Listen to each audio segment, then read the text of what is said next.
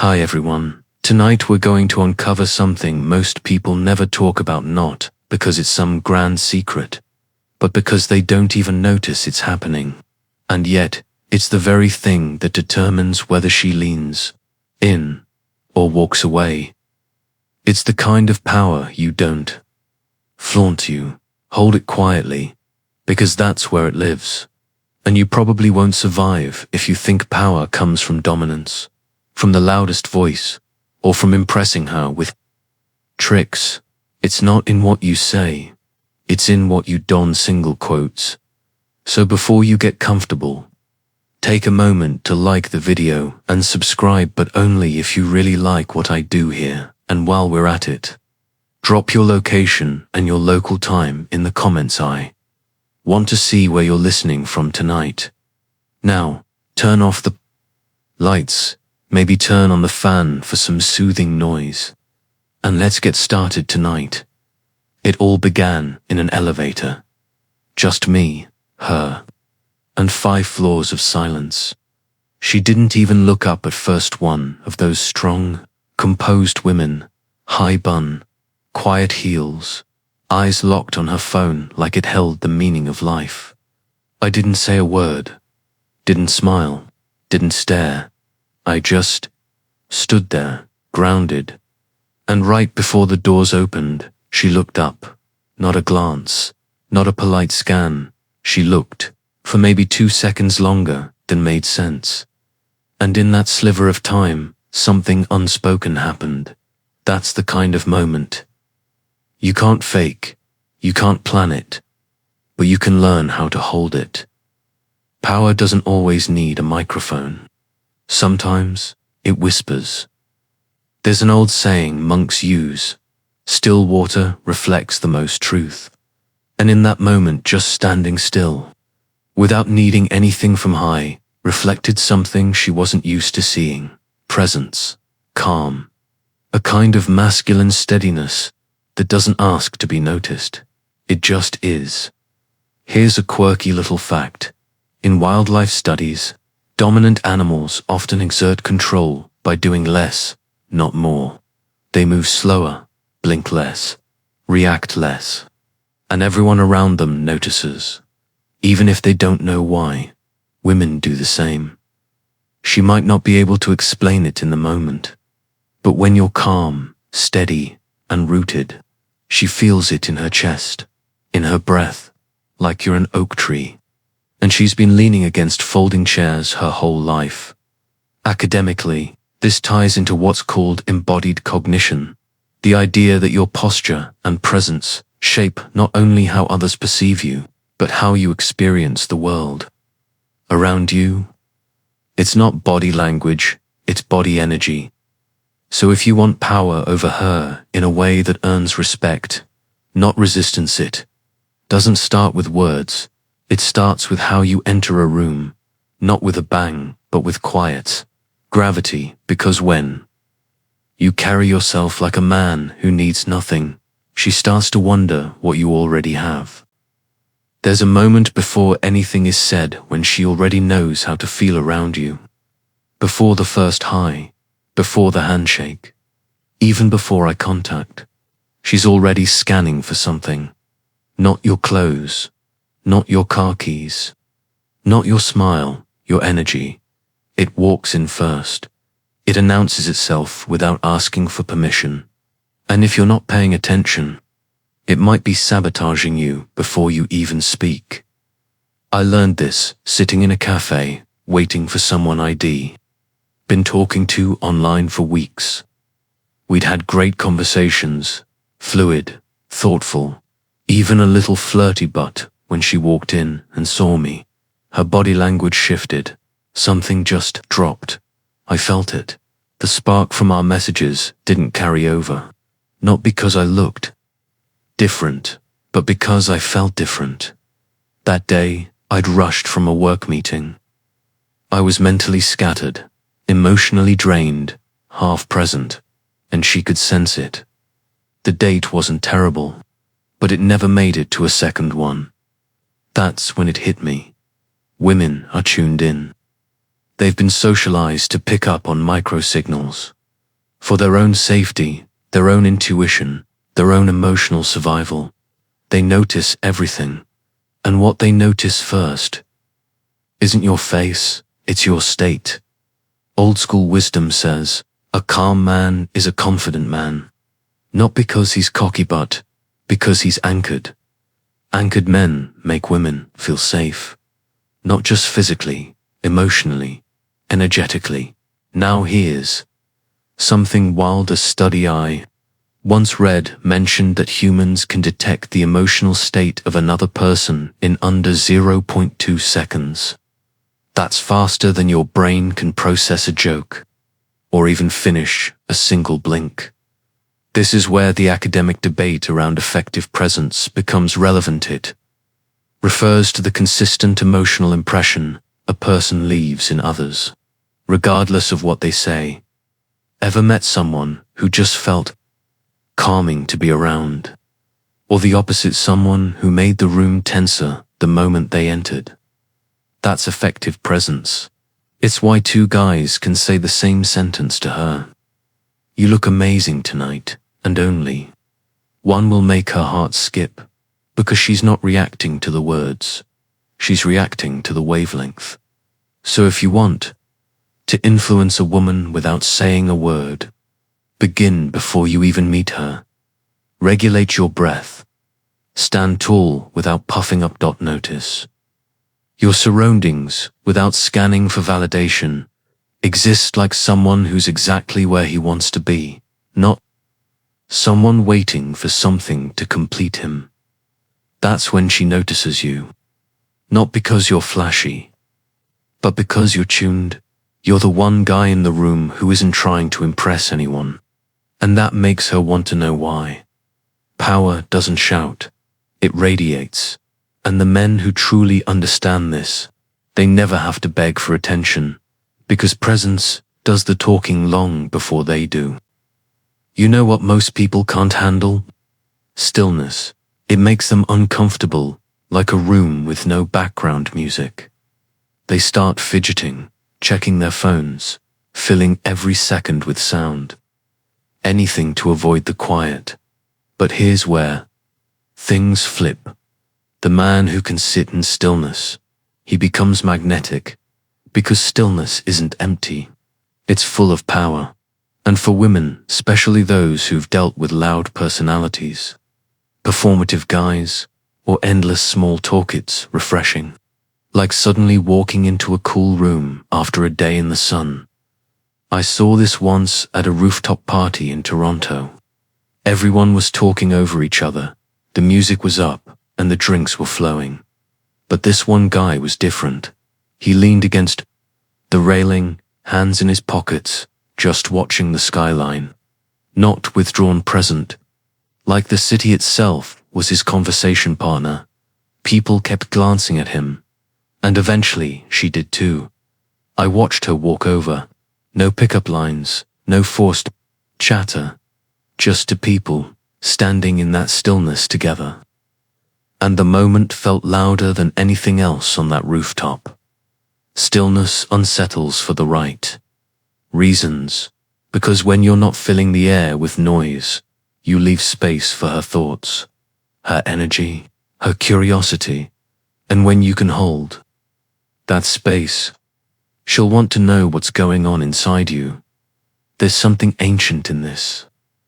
Monks, for centuries, have trained not to remove thought, but to sit with it, unmoved.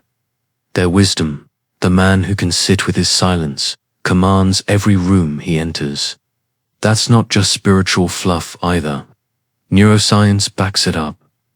Deep breathing and stillness activate the parasympathetic nervous system, which calms the body and, interestingly, helps people around you calm down too. That's emotional regulation by proximity. Psychologists call this co-regulation. It's the ability to regulate someone else's emotional state, just by being grounded yourself. It's why she feel more relaxed sitting beside you in silence than she did laughing with someone else across the table. But here's the key: stillness. is not about passivity. It's about intentional non-reactivity. It's the quiet confidence that says, I don't need to fill the silence to be worth your time. And funny enough, that silence creates tension. Good tension, the kind that makes her lean in because she wants to hear what you'll say next.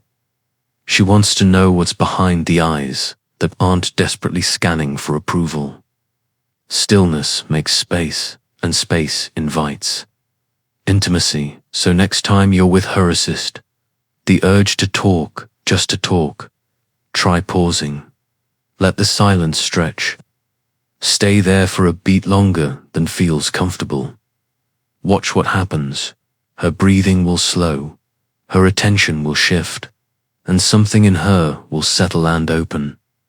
That's when influence begins, not with a word, but with the absence of one. People think mirroring means copying her movements like some awkward mime. But real mirroring, the kind that makes her feel safe, seen, and subtly drawn in, is nearly invisible. It's not about imitation, it's about resonance, like when you're walking with someone and, without trying, your steps fall into rhythm. Or when you both reach for your drinks at the same time, then smile like it wasn't just a coincidence. That's not chance. That's unspoken sync. I remember sitting across from someone I'd been seeing casually for a few weeks. We were at this little Vietnamese place, plastic chairs, soft jazz in the background, summer air sneaking in through the screen door. She was telling a story about her dad. Something about the way he used to sing off-key in the kitchen. And without realizing it, I mirrored her posture. One elbow on the table, chin resting on hand. Eyes squinted, but not from confusion, from warmth. She paused mid-sentence and said, "You feel really easy to talk to." I hadn't said anything, not a single clever line, just existed in the same emotional wavelength. That's what mirroring does when it's done right. It tells her, we're already dancing to the same rhythm. Now, academically speaking, this links to interpersonal synchronia, behavioral alignment that builds trust and rapport. Research shows that people who are in sync, even subtly, report higher emotional safety and connection. And it happens below the radar. The more attuned you are, the less you need to try. But here's the trap, overdoing it. If you're consciously matching every move, she'll feel it tanned. It'll creep her out. That's not resonance. That's rehearsal. So instead, tune your attention to her pace, her energy, her openness. Not to mimic, but to understand. It's a subtle art. Match her without losing yourself. This is where old monk wisdom fits in again. To reflect the world is not to become it, but to let it pass through you clearly. It's like being a mirror, with warmth, not just showing her herself, but doing so in a way that makes her feel safe in her own skin. Here's a quirky example. Ever seen two dogs meet and immediately start wagging their tails in sync, sniffing the same way, moving in a weird little mirrored dance? That's social calibration, not just canine curiosity. Humans do it too. We just wear nicer shoes while doing it. So if you want to hold power without speaking, start by being in tune with her tone, her rhythm, her breath, and without saying a word, you'll be sending a message far louder than any line from a dating app. I see you, I get you. You're not alone here. And once she feels that, you're not just in the room with her, you're in her experience. And that's where influence lives. There's a look, just one, that can change everything. You've seen it in movies. The kind of eye contact that stretches across a crowded room or lingers a second too long. It doesn't scream. It doesn't flirt. It holds. But this isn't about staring like a psycho or locking eyes in some weird power move. It's about letting your gaze land down. Rest. Most guys look at women. Very few ever truly see them. You can always tell the difference. One feels like inspection. The other feels like recognition. I was at a train station once, those old ones, where everything echoes. Smells like metal and espresso, and everyone pretends they're not watching each other. A woman walked past me, slow but focused. She looked tired, like the week had worn her down. I glanced up, nothing dramatic, but I let my eyes meet hers. No smile, no nod, just stillness. She held it for maybe half a second, then turned away, but 30 seconds later, she circled back and asked me for directions. We both knew she didn't need them. That's what the right look does. It doesn't say, I want you. It says, I'm here, and that lands. There's ancient wisdom in this. A saying passed around monasteries. The eye is the doorway, but the heart decides who walks through. In other words, don't use your eyes to use them to invite. Because women are constantly observed, rated, ogled. But being seen, that's rare. The eyes hold presence. And when yours are calm, not darting, not chasing, she feels that. She breathes differently around it. There's science here too. Neurologically, eye contact activates the limbic mirror system, triggering feelings of emotional resonance and connection. But only when the gaze is relaxed, hyper-focused, or intense. So what should it look like? Simple, soft focus, steady. No narrowing, no squinting, no intense stare, like you're trying to x-ray her soul. Just open, like you're offering a seat in your presence, not demanding she take it. Think of it like this. Your eyes aren't magnets. They're resting places. Here's a quirky fact. In some indigenous cultures, direct eye contact is used less frequently, but when it is used, it's deliberate, weighted with meaning. It's not a habit, it's a gift. Be like that. Let your eyes say what your mouth doesn't need to. You're not trying to read her mind. You're simply letting her know you have one and that it's calm, confident, and full of space for her to feel safe in. Because when she remembers you later, when her brain replays the moments, trying to figure out why she felt different around you, it won't be because of a pickup line. It'll be because of how your eyes made her feel, like she mattered, like the noise faded, just for a second, and she was seen. Need is loud. It shows up in the way some men hover, over-explain, or chase validation like it's oxygen. Women can smell it before a word is spoken, but the man who doesn't need her, who simply chooses to be there, that's the one she remembers, because he's not grasping, he's grounded, and that energy shifts the whole dynamic. I had this friend, Julian, quiet guy, never tried to impress anyone. He'd show up to parties, say little, leave early, but every time we were out, women found their way to him.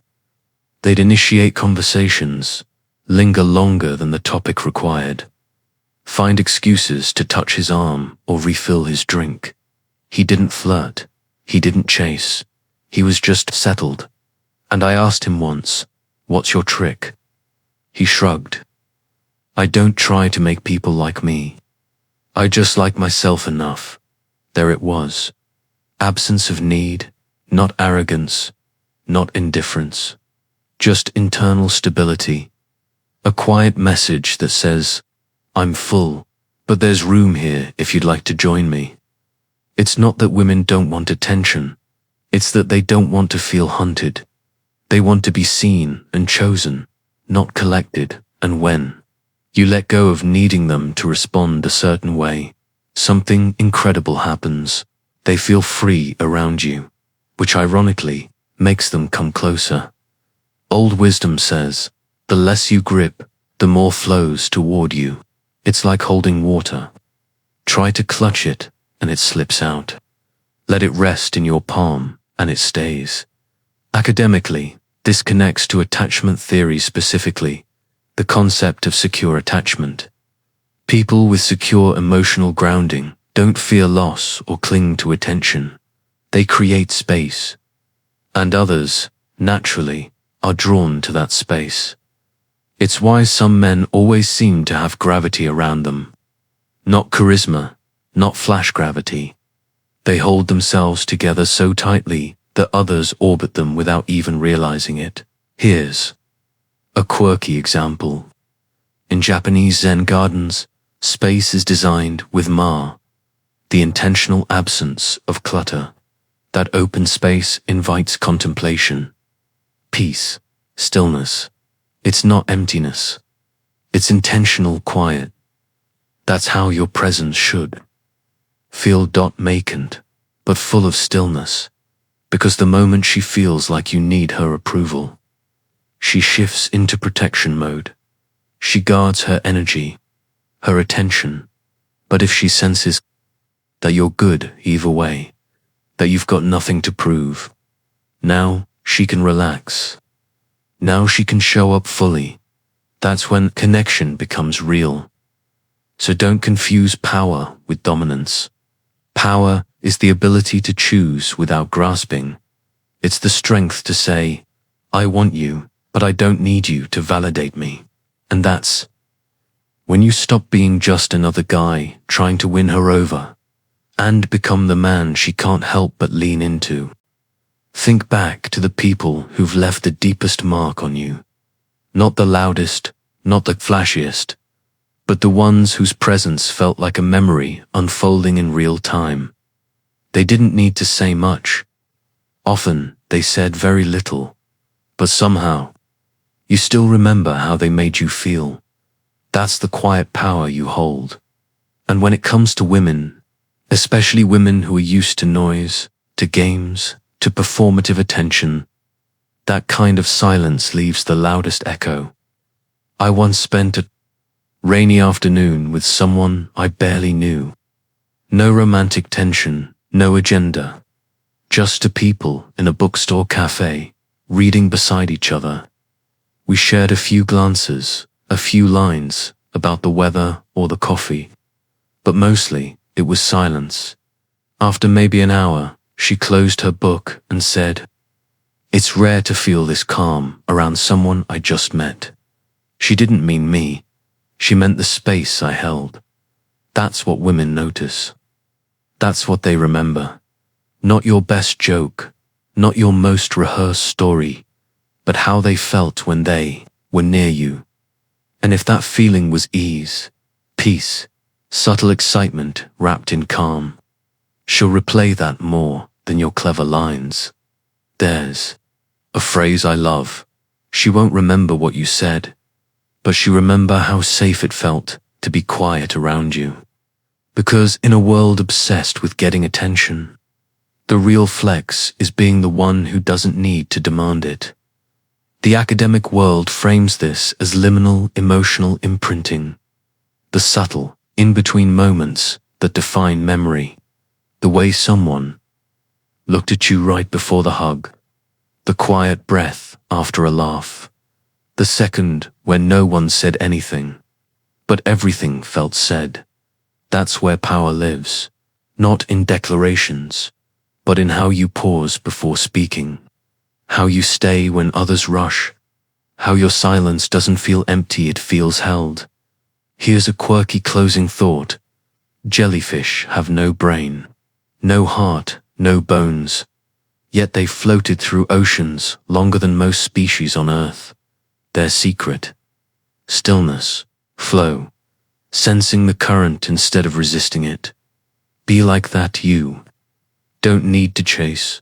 You don't need to perform. Just be. Be the space she didn't know she needed. Be the stillness she forgot existed. Be the man whose presence leaves an imprint even after you're gone. And when she's lying in bed, weeks later, staring at the ceiling, wondering why she can't get you out of her head, it won't be because of what you said. It'll be because you didn't have to say anything at all. Now that we've reached the quiet part of the night, let this truth settle in. The real power over any woman doesn't come from charm, noise, or pursuit. It comes from how you carry yourself when nothing needs to be said. The steadiness, the presence, the calm in your silence, that's what lingers. That's what she remembers when the room is empty and her mind wanders. So let go of needing the right words. Instead, become the man who doesn't need to speak to be felt. That's your power. That's your legacy. Good night.